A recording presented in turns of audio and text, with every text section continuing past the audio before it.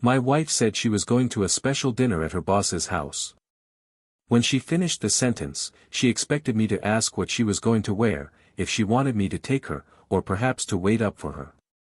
But I only said, "Take your bags too, because I'm not expecting you here anymore." She stopped. She froze. There was no screaming, no crying, no scandal.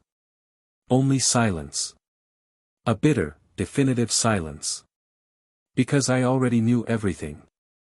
I had seen too much. And there was no more room for doubt. She betrayed me. But unlike what I expected, I didn't beg, I didn't argue, I didn't fight. I simply stepped out of the fool's role and gave her the freedom she so desperately sought. A freedom that would cost her far more than she could have foreseen. The car that took her away that night wasn't just carrying the body of a woman who thought she was going to experience something new, it was taking away the last image I had of her as a partner. And that same night, without her knowing, something inside me also died. Something silent, that only those who have been betrayed know, the innocence of loving someone who no longer chooses you. It wasn't the other person's kiss that destroyed everything. It was the succession of small absences, of eyes that no longer saw me, of empty promises and worn-out excuses. I watched our love rot in silence, until nothing remained but a pretty shell on the outside. And when she walked out that door, I had no doubt, what united us had been dead for a long time, all that was missing was the burial. That night, I didn't sleep. Not because I was suffering. But because I felt relief. For the first time in months, I breathed. There was no more anguish, no more feeling of always waiting for something that never came. And while she imagined I was destroying myself inside, I was actually beginning to rebuild myself. Piece by piece. Slowly. Without haste. But firmly. It was as if the ground was regaining its solidity after so long sinking in quicksand. I just didn't imagine that most of my healing would come through a new perspective. A perspective that asked for nothing in return. A perspective that didn't judge me by the shards, but saw me despite them. While she lived in the fantasy of a new love, adorned with empty promises and rehearsed smiles, I rediscovered myself in the little things. In a quiet morning coffee, in a sincere laugh from someone who truly looked at me, in a light touch that didn't demand urgency. I remembered that it was possible to love and be loved without pain, without distrust, without the constant weight of doubt. Her presence was replaced by the absence of fear. And that was liberating. More than any revenge. More than any settling of accounts. She, on the other hand, gradually realized that the glitter of that new world was merely a reflection of an illusion. The man for whom she traded stability for risk had no room for love, only for ego. And just as he seduced her with sweet words, he discarded her with the same disdain with which one throws away a used glass after a party. And she, who thought she had found a new beginning, discovered too late that she had only bought a one-way ticket to emptiness. An elegant, sophisticated emptiness, disguised as freedom. But still, emptiness. She tried to come back. She tried to use longing as an argument. But she arrived too late. The door was no longer locked, only there was no one waiting behind it anymore. And the cruelest thing of all was seeing in my eyes that forgiveness came. But not love.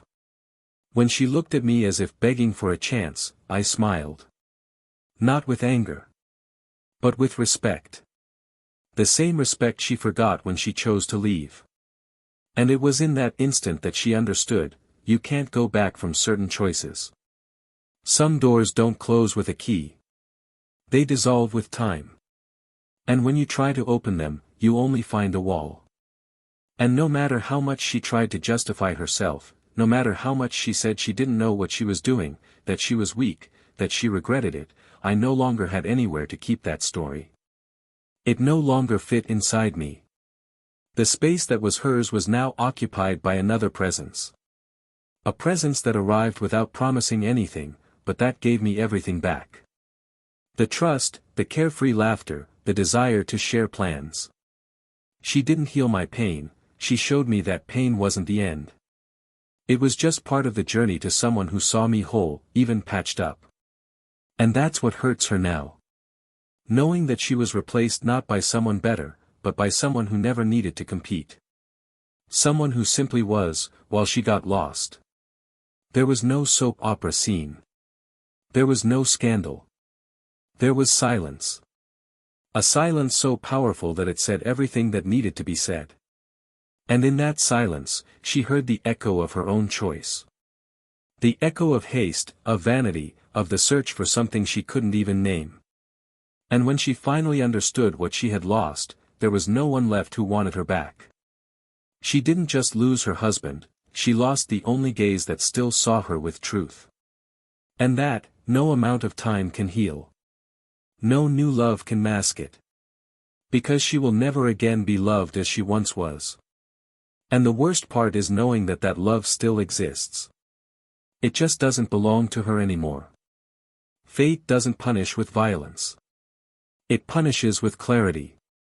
And when she realized everything she had let slip away, when she understood that the other side of the adventure was emptiness, there was no turning back. The most painful regret isn't what you shout, it's what you swallow. It's looking the love of your life in the eyes and realizing he's already smiling at someone else. Not with the same passion, but with more peace. And then, for the first time, she understood what she had done. Not to the marriage. But to the man who never wanted to leave. Who just got tired of being last in line. That's when she saw it. There was no revenge. There was rebuilding. And he didn't win because he found someone else. He won because he rediscovered himself. He won because he forgave. But he didn't come back. And that, perhaps, is the true end of a love, when the other's silence weighs more than our longing. She cried, yes. But she cried alone. And now, all that remains for her are memories of a love that could have been eternal, but that was betrayed by its own carelessness. And the most surprising thing of all. Even after all this, she still doesn't know who the woman was who helped him rise from the rubble. Because she only appeared when he was ready. When he was no longer looking. When it no longer hurt. And that's where the story truly begins. Because the reunion that frightens her the most, isn't with the past. It's with what could have been. But what, in the end, did he say to her when she returned? And who was this woman who did what she never knew how to do? The answer lies in the details she ignored, and in the silence he learned to cultivate. Because, in the end, it wasn't the betrayal that destroyed everything. It was time that showed he deserved more. And she, less. Welcome to the channel. Here, we'll make something clear from the start, we do not support any type of betrayal, all the stories told are fictional, created with the sole purpose of showing, in an intense and realistic way, how betrayal can destroy lives, feelings and futures. Prepare yourself. What you are about to hear is not just a story, it's a powerful and profound reminder of the price one pays for wrong choices. Take a deep breath. Press play. A shocking story is coming. It was easy to like Daniel. He was that rare type of man who spoke little, but said a lot with his eyes. Hard-working, focused, one of those who left no room for games, always direct, always present. He had a calm but firm manner, and a comfortable silence that welcomed rather than pushed away. From a young age, he seemed to have been born with an above-average sense of responsibility. He worked on civil engineering projects and always came home with tired hands, but a whole heart. He spared no effort to see the people he loved smile, even if it cost him his own exhaustion. To many, it was too simple. But to those who truly knew him, his simplicity was, in fact, maturity. He had learned to value what was solid. He didn't seek glitter, he sought roots. Isabel was his passion at first conversation. Not because she had a charming smile, which was also true, but because she spoke with an almost childlike enthusiasm about the simplest things. She was Daniel's complementary opposite. Where he was silence, she was intensity. Where he was routine, she was impulse. Coming from the corporate world, with a rising career in communications, Isabel always believed that love should be dynamic, vibrant, surprising. But upon meeting Daniel, she discovered that love could also be calm, safe, and light. For a while, this calmness was all she needed. He, in turn, fell in love with her energy, with the way she saw beauty where he saw only function, with the way she spoke about the colors of a sunset as if describing a masterpiece. The two complemented each other. And that was, for a long time, enough. They married on a cloudy autumn day, and the small ceremony, with few guests, held more truth than ostentation. In his vows, he promised not perfection, but presence. She promised not routine, but admiration. For years, they honestly fulfilled their promise. The life they built consisted of lazy Sundays, inside jokes, and simple, dimly lit dinners. They lived in a house in a quiet neighborhood, where the silence of the nights was only broken by the laughter of distant neighbors or the occasional bark of a yard dog. Their home was a place of refuge, smelling of coffee in the morning and hearing Isabel's voice softly singing in the bathroom while getting ready for work. There was love there. There was partnership. But there was also the passage of time. Over the years, Isabel's professional career grew rapidly. The sweet and spontaneous woman Daniel had met gradually had to adapt to a tougher, more assertive version of herself, demanded by the job she had taken on at a renowned agency. Her life became divided between meetings, trips, and targets. Daniel, still in his practical and predictable world, tried to keep up. He learned to make coffee exactly the way she liked it, bought flowers occasionally for no reason, and patiently listened to her outpourings, which were filled with names he didn't know and decisions he didn't understand. Not out of disinterest, but because her world began to diverge too much from his. And Isabel, without realizing it, created invisible barriers, walls made of commitments and distractions, that Daniel was never allowed to cross. They still loved each other. But love sometimes got lost in the gaps in their schedules, the long silences at dinner, and the hugs that seemed more obligatory than spontaneous. When she smiled, Daniel no longer knew if it was for him or a reflex. When he talked about his projects, she listened without really hearing. And even if neither of them admitted it aloud, they both felt the presence of what was no longer spoken. There were no fights, but there was distance. There was no infidelity, at least not that he knew of, but there was absence. And what was once a home full of life had become a kind of model home, organized, beautiful, but soulless. Despite everything, Daniel never stopped believing. He was the type who waited. He thought that bad phases existed in any relationship. That sometimes the outside world was so noisy that it drowned out what was felt inside. And so, he kept trying. He changed small habits, suggested outings, left notes on the bed with phrases that, one day, had made her smile. But the smile, now, was different. Isabel was always in a hurry. Her eyes were glued to her cell phone screen, her head full of numbers, deadlines, and meetings. When Daniel touched her face, she thanked him with a kiss on the forehead and said she was tired. When he called her to talk, she said she needed to rest. And the attempts accumulated like unread letters, piled up in the corner of a relationship that seemed to have gone on autopilot. Close friends said it was just the 7-year phase. That it was normal. That love didn't end, it just changed form. And perhaps that was true.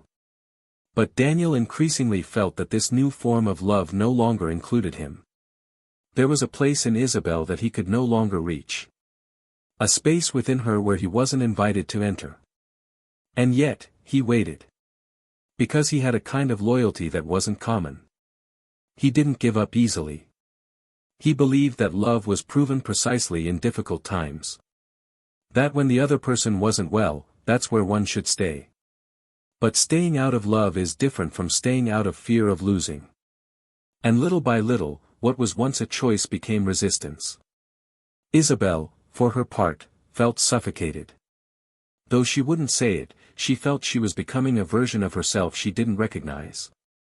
Pressed from all sides, burdened with managing a burgeoning career and a relationship that no longer inspired her as it once did. It wasn't that she didn't love Daniel. But she no longer knew how to connect with it. She found it predictable, monotonous. The security that once enchanted her now seemed limiting. She missed the new. The feeling of rediscovering herself. And, secretly, she harbored thoughts she didn't share with anyone. Thoughts that made her question if this was really what she wanted for the rest of her life. But she didn't speak. Because Daniel was too good. Because he didn't deserve to be hurt. So she remained silent. And the silence between them grew. There were, however, moments of tenderness. Small flashes of what once was. When they cooked together on a Saturday night. When he hugged her tightly after a difficult day and she collapsed on his shoulder. When she laughed at an old joke or danced in the middle of the room listening to a song from their courtship days. In those moments, love seemed to still exist. Like an ember hidden under the ashes. But soon came the distractions, the commitments, the demands. And the ember went out again. Daniel tried to rekindle it. But Isabel, tired, sometimes didn't even notice the effort. The stage was set. A marriage that seemed exemplary on the outside, but was already trembling inside. Two good hearts heading in different directions. And a growing chasm between them. Neither of them knew exactly when it all began to change. Perhaps it wasn't a specific moment, but a sum of carelessness, unspoken conversations, neglected affections. But like every story that hasn't yet reached its breaking point, there was hope. A faint hope, hidden between the lines, in averted glances and small gestures. Daniel still believed he could recapture his former brilliance. Isabel still thought she just needed time, a breather, a stimulus to remind her of who she was when it all began. But time sometimes has its own plans. And what neither of them yet knew was that the next choice she would make, a seemingly simple gesture, a phrase spoken lightly, would change everything forever. And what today seemed like just a difficult phase, would soon reveal itself as the point of no return. That Friday, the end of the day brought a different kind of silence. It wasn't the comfortable silence of a couple sharing the peace of routine, it was something else. A kind of emptiness that hung in the air like a subtle warning that something was about to break. Isabel was getting ready in the bedroom with a rehearsed lightness.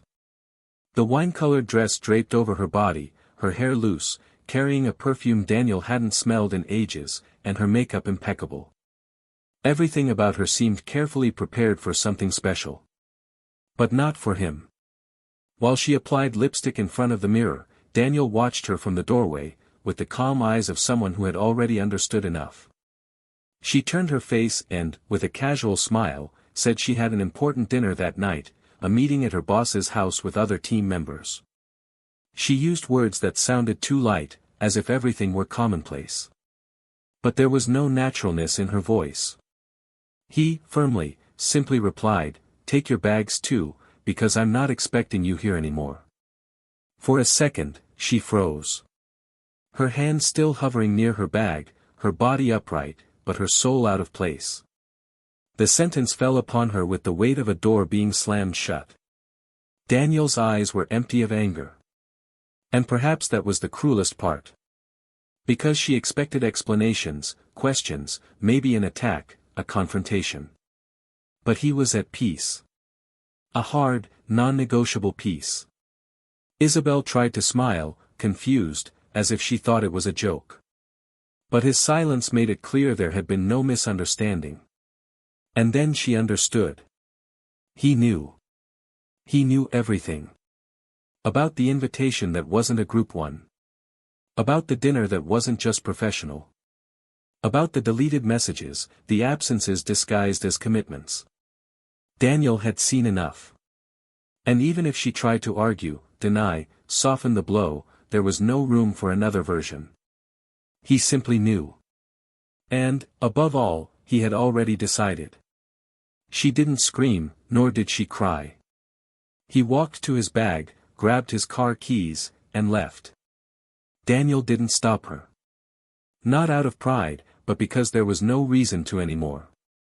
And at that moment, she didn't know it yet, but she wasn't going to the beginning of a new love. She was going to the end of everything that had ever had value. The dinner did happen, but without colleagues, without professionalism, without the masks that sustained the lie. It was just her and her boss, in a setting designed to seem special, but which hid the cruel truth: it wasn't about love. It never was. It was about vanity, about the fascination with being desired, about the illusion of being alive amidst a life that seemed asleep. And for a few weeks, Isabel let herself be carried away. What she didn't expect was that time would be relentless. Dinners turned into silences. Messages became scarce. Compliments dwindled. The man who had once seemed enchanted began to act like someone who had grown tired of a new toy. And she, who had bet high, soon realized she was alone. Alone, and with no way back. She tried to resume the relationship lightly, but Daniel no longer responded in the same way. There was no more pleading, no anger, no apparent hurt. Only distance. He continued with his routine, silent, focused. He didn't ask where she was, he didn't try to reconnect. He just kept going. And that drove her to despair. Because the absence of pain is also a form of response. The most silent. The most cruel. Until one day, arriving home on the weekend, she saw him smiling. Sitting on the porch, having coffee with a woman she didn't know. She wasn't a magazine cover beauty, but she had a light, genuine air about her. Their laughter was intimate, complicit. Isabel didn't have the courage to approach. He saw her from afar, from the car, and stood there for minutes, unable to open the door. The coffee, the glances, the gestures, everything was familiar, but it wasn't with her anymore. When he saw her, he stood up, walked to the gate, and simply said she could come in if she wanted to get her things. Respectfully, but without making space. Without an invitation. Like someone who warns, and doesn't ask. In the following days, she tried to talk to him. She tried to make him explode, react, say that he still loved her. But he wouldn't give her that gift. Instead, he listened calmly, with the serenity of someone who had already cried all they had, alone, before the other even realized the damage they had caused. Until one Saturday, she appeared unexpectedly, with red eyes and a trembling voice. She said she missed him, that she didn't know what she was doing, that everything seemed to be falling apart. And he, looking into her eyes, replied with something she would never forget. "I forgive you, but I'm not coming back." There was no anger in his words. There was compassion. But there was also a closed door. A door she herself had locked, the night she chose to leave. She collapsed onto the sofa, unable to hold back her tears. And there, between sobs, she asked what she had done that was so unforgivable. And Daniel, in a low voice, replied that it wasn't what she did, it was what he felt while she was doing it. It was the abandonment in the silence. The absence during the presence. The pain of being beside someone who no longer sees you. And that what she destroyed wasn't just the marriage, it was the place he occupied within her. She tried to argue, asked for a chance, said that everyone makes mistakes. But he simply stood up, looked her in the eyes, and said it wasn't about mistakes anymore. It was about space. And that space now had another name. Because while she was lost trying to rediscover emotions outside the home, he was found by someone who saw him in the state he was in. Someone who didn't demand perfection or promises, but who walked beside him with patience and truth. A woman who entered gently, with a look that didn't seek to fix, but to understand. Isabel's eyes widened in surprise, and she asked if he was in love. Daniel hesitated before answering. Because the answer wasn't simple. He wasn't in love like a teenager. He was at peace. And that, for someone who had been through everything he had, was more valuable. He simply said he was okay. That, after a long time, he felt seen. That he no longer needed to fight to be noticed. That he had rediscovered himself in the reflection of someone who saw him with admiration and affection. And that this was all he had ever wanted. She tried to ask who he was. She wanted to know how long it had been. But he simply said that the right time began the moment she left. That everything that came after was a consequence, not revenge. And that there was no rush, no strategy. Just life. A life that could no longer be shared with someone who broke it, without even caring to fix it. Isabel left the house that afternoon with slow steps. She carried with her favorite clothes, some books, perfumes, and a letter he had left on the bed.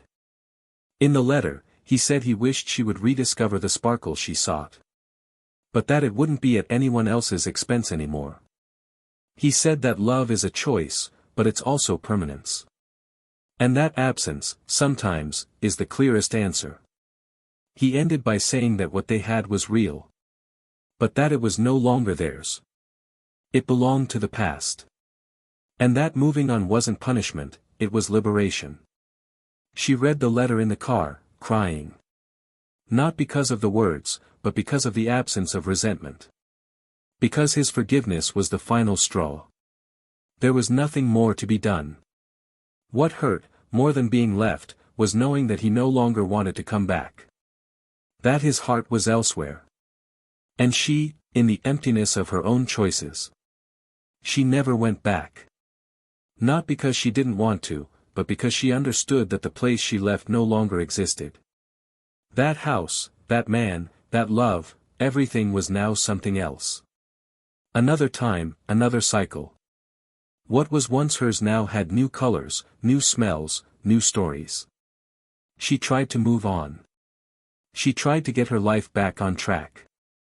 She threw herself into work even more intensely, as if it were possible to drown her guilt in reports, deadlines, and goals. She changed apartments, her hairstyle, her route to the office. But none of that changed the inner silence. Because there are things that time doesn't erase. And the worst of them is the awareness that you destroyed the love of someone who only wanted you completely. On social media, she avoided seeing his posts. But inevitably, something would slip through. A photo in a park, a loving comment from someone who was now by his side. It wasn't ostentation. There was no excessive exposure. It was all simple. But the simplicity of what they lived together hurt more than any provocation. What hurt most wasn't seeing him happy. It was realizing that his happiness, now, happened without her. Isabel began to withdraw. Her friends noticed. She stopped accepting invitations, avoided long conversations, and got lost in thought during meetings. The professional brilliance that so many admired was still there, but the woman behind it was no longer the same. There was an emptiness in her eyes that neither time, nor success, nor the comfort of a life alone could fill. The emptiness didn't come from loss. It came from regret. Because when she looked back, she didn't just see a mistake. She saw the exact moment she stopped fighting. The choice to leave. The silence she imposed on herself. The absence she created with her distorted priorities. She understood too late that loving isn't about always feeling, but about remaining even when feelings waver. Daniel was her home for years. And she left the key in the door and left, without looking back. Now, outside, the cold was more real than ever. She tried short relationships, but none went beyond the surface. No one looked like he did. No one had his calmness. No one offered that peace that, at the time, she found monotonous, but that today she would give anything to experience again. On the other side, Daniel's life took on a different rhythm. There was no rush, no outbursts. The woman who came to him did so with the patience of someone who understands that true love is built on details. Her name was Emily. She also came from a difficult past, marked by silent abandonments and broken promises. They met by chance at a Sunday market, in a banal exchange of words about a book. And in that instant, without knowing it, a new story began to be written. It wasn't love at first sight. It was connection. The kind that can't be explained logically, but is immediately recognized. Emily didn't ask him to forget anything. She just stayed. Slowly. Carefully. And Daniel, for the first time in a long time, felt that he no longer needed to carry the weight of the past on his shoulders. He could move on. He could start over. Weeks turned into months. And, with time, he made room for the new. He learned to trust again, to smile without guilt, to love without fear. Emily didn't want to be compared. She didn't want to compete with a ghost. She just wanted to be present. And that was enough to heal parts of him he didn't even know still hurt. Together, they began to build new habits. New mornings, new rituals, new silences, but this time, silences of peace, not of absence. He rediscovered joy in simple things. Holding hands without having to think about what it meant. Cooking for two, planning a trip, talking about the future lightly. Love returned, not like a hurricane, but like a steady, constant breeze. And that was more than enough. Isabel tried one last time. A year later, she sent a letter. She didn't ask for forgiveness. She simply recounted how she felt. She said she understood everything now. That she wished him happiness. That she rooted for him, even if it hurt. Daniel read the letter only once. He kept it. Not because he wanted to remember, but because he knew that piece of history was also part of him. He didn't reply. Because there was nothing more to be said. The answer was already in the life he was now living. One quiet afternoon, sitting next to Emily, watching the sunset from the balcony, he commented that it was strange how life sometimes breaks us exactly where we need to be rebuilt. Emily smiled, squeezed his hand, and didn't ask anything. She knew. She didn't need details. Because those who love don't demand explained scars. They just walk alongside them. Years passed. Isabel remained alone. Not for lack of opportunities, but because none of them made sense. She became a more introspective, more reflective woman. He continued to grow professionally, but success no longer tasted the same. He started therapy, trying to understand what he was looking for back then. He discovered that, deep down, he always felt he didn't deserve something as calm, as complete as Daniel. That there was a hidden self-sabotage deep within him. And that, by betraying him, he wasn't just running away from him, he was running away from his own vulnerability of being truly loved. When you understood this, it was too late. But, somehow, accepting your guilt was the beginning of your healing. Daniel and Emily got married 2 years later. There was no grand ceremony. Just close friends, sincere smiles, and a pair of simple but meaningful wedding rings. In his speech, he didn't talk about overcoming challenges or past pains. He only gave thanks.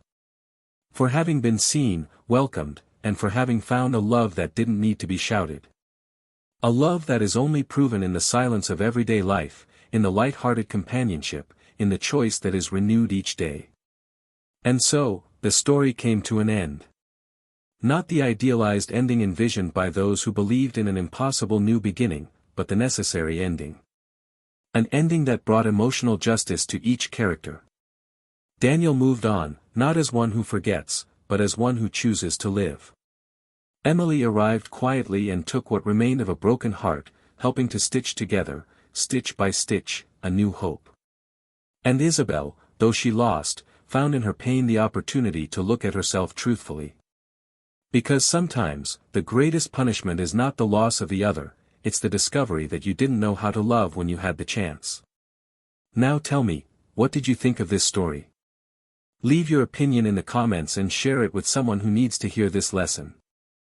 And of course, don't forget to subscribe to the channel to see more stories like this. This story reminds us that betrayal doesn't just hurt the other person, it hurts us too. It erodes trust, kills respect, and destroys what we've spent years building. Love isn't about perfection, but about commitment. And once the bond of loyalty is broken, nothing is ever the same again.